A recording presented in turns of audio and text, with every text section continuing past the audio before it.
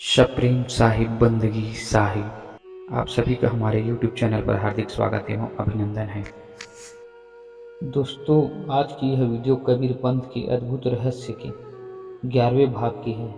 आज की इस 11वें भाग की वीडियो में हम सुनेंगे कबीर पंथ के वंश गुरुओं की महिमा का दूसरा भाग अर्थात पार्ट 2 आज की इस वीडियो में समाहित है। तो चलिए दोस्तों, आज का यह वीडियो हम शुरू करते हैं। साहिब बंदगी साहिब। केवल नाम साहब कुछ वर्षों तक मंडला में रहने के पश्चात योग्य पुजारी को नियुक्त कर पंथ प्रचार करते हुए दुर्ग जिला के धमधा नामक ग्राम में आ पहुंचे तथा गद्दी स्थापना कर 25 वर्षों तक पंथ का प्रचार एवं प्रसार करते रहे एवं गद्दी संचालन करने के पश्चात ही विक्रम संवत सन 1800 में शतलोक गमन किए। अमोल नाम साहब को पंथाचार्य का पदभार पर प्रतिष्ठित हुए। अमोल नाम साहब ने इस गद्दी का संचालन 25 वर्षों तक किया। इस समय यह गद्दी पुनः मंडला में केंद्रित हुई। विक्रम संवत 1825 में अमोल नाम साहब ने शतलोक गमन किए। पंत श्री अमोल नाम साहब ने श्रुति स्नेही नाम साहब को कबीर पंथ का कार्यभार सौंपकर विक्रम संवत 1825 में अमोल नाम साहब ने शतलोक गमन किए तथा श्रुति स्नेही नाम साहब को गुरुवाई गद्दी का तिलक सौंपा गया। श्रुति स्नेही नाम साहब ने कुछ वर्ष पश्चात मंडला छोड़कर छिंदवाड़ा जिला के अंतर्गत सिंघौड़ी नामक ग्राम में अपनी गद्दी स्थापित की। श्रुति स्नेही नाम साहब ने यह गद्दी 28 वर्षों तक चलाई तथा विक्रम संवत 1853 में शतलोक गमन किए। श्रुति स्नेही नाम साहब के शतलोक गमन करने के पश्चात ही वंश गद्दी में कुछ उथल पुथल हुई, जैसे कि सदगुरु कबीर साहब की भविष्यवाणी में काल पुरुष द्वारा सप्तम वंश गुरु के विरोध में होने का उल्लेख किया है। तदा अनुरूप कुछ लोग सातवें वंश गुरु हंसादास जी अर्थात हक नाम साहब जी को गद्दी की अधिकारी इसलिए नहीं मार रहे थे क्योंकि उसकी माता जी शूद्र कुल की थी। इस समस्या को सुलझाने के लिए संत सम्मेलन का आयोजन किया गया तथा नागपुर के राजा अप्पा साहब भोसले को बुलाया गया था। सभी ने हक नाम साहब के पक्ष में निर्णय कर दिया और वे ही वंश गद्दी के आचार्य पद पर आसीन हुए।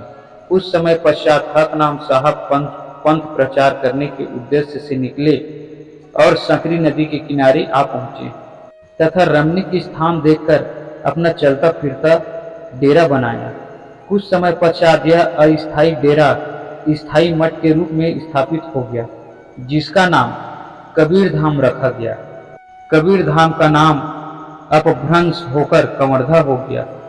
पाक नाम साहब ने कबीर पंथ के प्रचार प्रसार एवं एकता के लिए अनेक सम्मेलन का आयोजन किया तथा पंथ की प्रगति के लिए नियमावली भी तैयार की गई। पाक नाम साहब ने 22 वर्ष की अवधि तक गुरुवाई गद्दी का संचालन बड़ी लगन और परिश्रम के साथ किया। विक्रम संवत 1912 में पाक नाम साहब शतलोक गमन किए तथा प्रगट नाम साहब इस गद्दी के उत्तराधिकारी बने। प्रगट नाम साहब ने पाक नाम साहब के अधूरे कार्य को पूरा करने का अथक प्रयास किया। इनके गद्दी काल में भारत के अलावा अफ्रीका, मॉरिशस, फिलीपाइन द्वीप समूह, ट्रिनिडाड आदि देशों में भी कबीर पंथ का प्रचार एवं प्रसार तथा अनेक मठ स्थापित हुए। प्रगट नाम साहब के पुत्र धीरज नाम साहब हुए।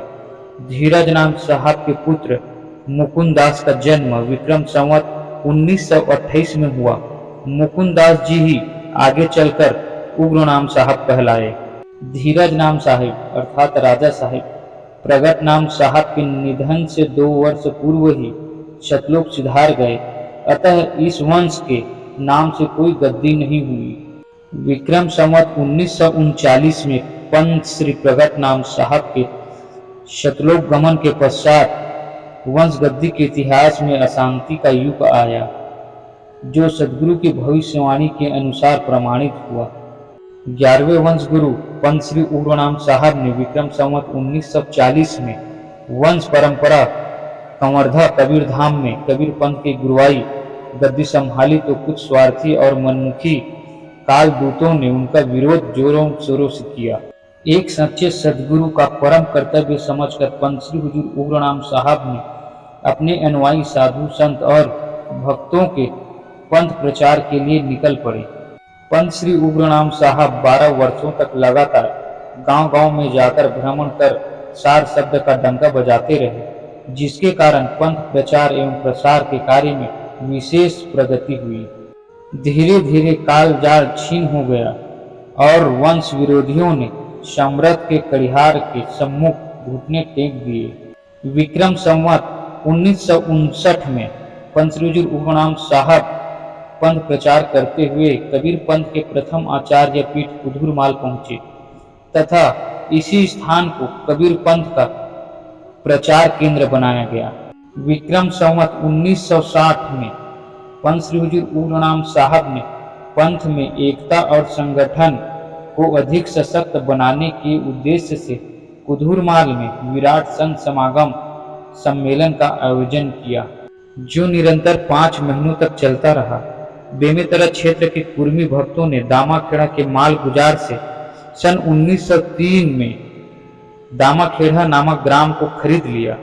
सभी भक्तों के अनुरोध पर पंत श्री उग्रनाम साहब कुधूरमाल संत समागम मेला समापन के पश्चात ही आषाढ़ मास के विक्रम संवत 1961 अर्थात सन 1903 में दामाखेड़ा में पधारे।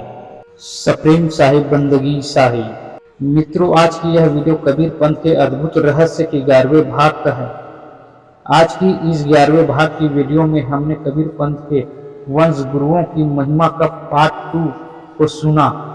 दोस्तों, इस वीडियो का अगली भाग कबीर पंथ के वंश गुरुओं की महिमा की पार्ट 3 हम बहुत जल्दी आपके लिए लेकर आएंगे।